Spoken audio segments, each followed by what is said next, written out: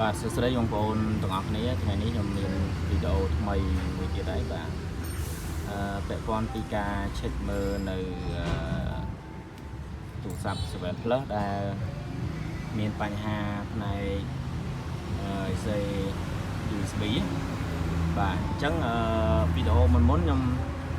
បង្ហាញពីការប្រើឧបករណ៍ដោតជើងសាកទៅយើងវាស់ខនវាមួយអញ្ចឹងណាតែឥឡូវនេះខ្ញុំមានវិធីមើលមួយទៀតបាទដល់យើងវាស់ទៅលើផ្នែកបាទចំណុចអុចនេះបាទអញ្ចឹងយើងមិនចាំបាច់ប្រើឧបករណ៍ដោត USB គូសាកនឹងវាស់ក៏យើងអាចដឹងដែរបាទតែយើងមានឧបករណ៍វាស់គឺទី1អូម៉ែត្របាទអូម៉ែត្រ1បាទហើយមួយទៀត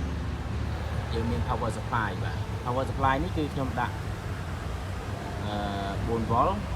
ហើយ5 ampere បាទអញ្ចឹងយើងធ្វើការនេះបងណា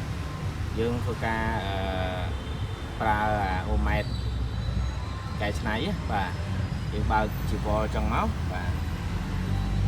ហើយភ្លើងវារត់មក3.7បាទខាងលើនេះដាក់4V បាទតែភ្លើងវាមកអត់បានគ្រប់ពេញលេញទេបាទអញ្ចឹងយើងធ្វើការវាស់ដោយទី1យើងយកអូម៉ែត្រពណ៌ខ្មៅនេះយើងចាក់លើម៉ាស់បាទលើម៉ាស់ចេះហើយក្រហមនេះគឺយើងចាក់លើពីចំណុចនេះបាទពីចំណុចទី1ចំណុចទី2នេះបាទអញ្ចឹងយើងធ្វើការវាស់ទាំងអស់គ្នាយ៉ាងនេះអញ្ចឹងជំរឿខ្ញុំវាស់បាទអញ្ចឹងចូលគៀកណា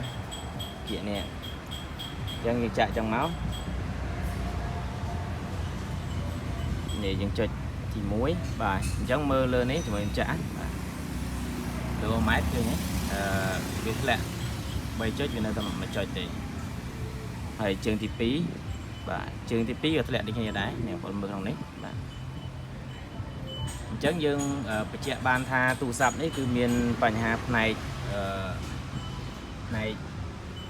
IC USB